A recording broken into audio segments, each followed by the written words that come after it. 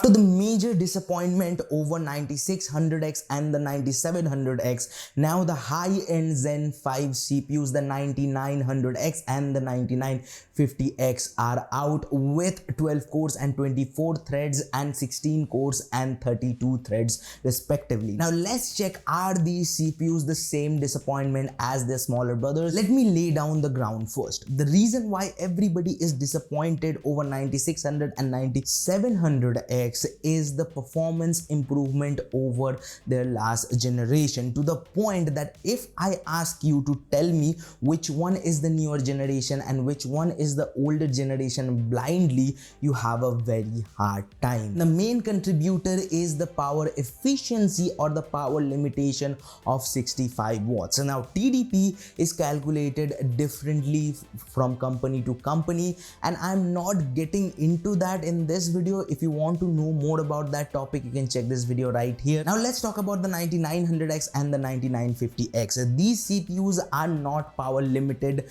like their smaller brothers, so I was eagerly waiting for them. The 9900X is rated at 120 watts and the 9950X is rated at 170 watts. Before talking about the performance, first I need to tell you about PPM provisioning driver, because without these drivers, these CPUs won't be performing the way they are meant to be. And these drivers are baked in with the chipset driver, but there is a catch. To install the PPM provisioning driver, the recommendation is a fresh Windows install. Basically, because these high-end Ryzen 9000 series CPUs are built with multiple CCDs like 7000X3D parts, cores need to be properly parked or proper application needs to use a proper CCD. Although the core latency hasn't improved at all, but if you want to know more about core parking, the TDP range, multiple CCDs, 3D Vcache, core latency, anything,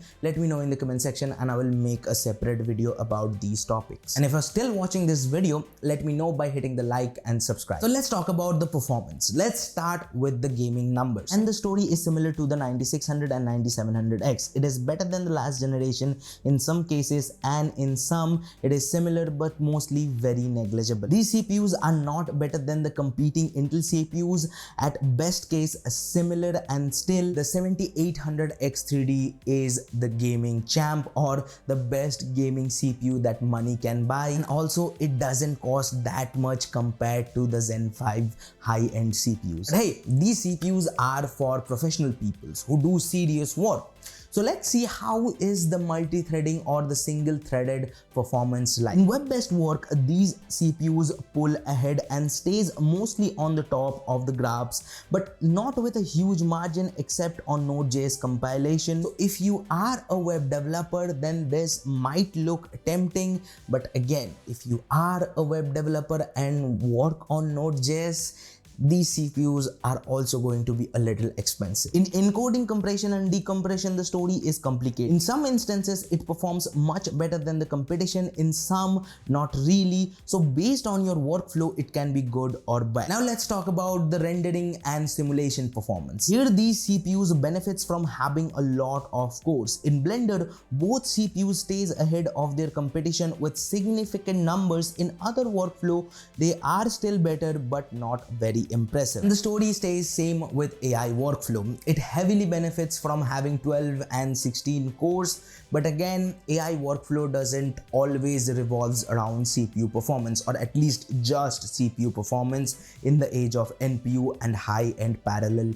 working GPU, or like the parallel process GPU computing. You got my point. And yes, these CPUs are definitely more power efficient from their predecessor. There is no doubt that Zen 5 is power efficient. AMD worked on the power efficiency, and as you have seen, I got all these numbers from AnandTech, and I have linked down their review article in the description, so don't forget to go and check that article out because they have gone much deeper than this video. Along with that, I have also linked some other articles and review videos so you can get a broader opinion. Finally, let's talk about the verdict.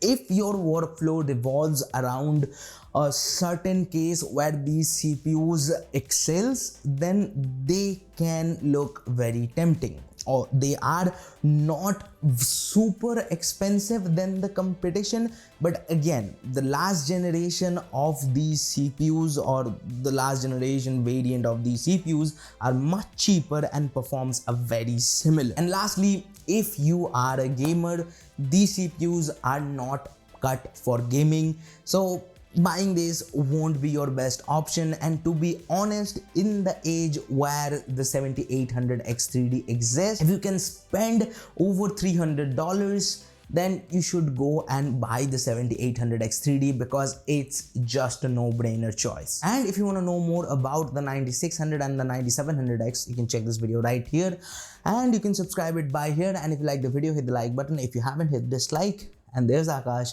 and I'll see you guys in the next one. Peace.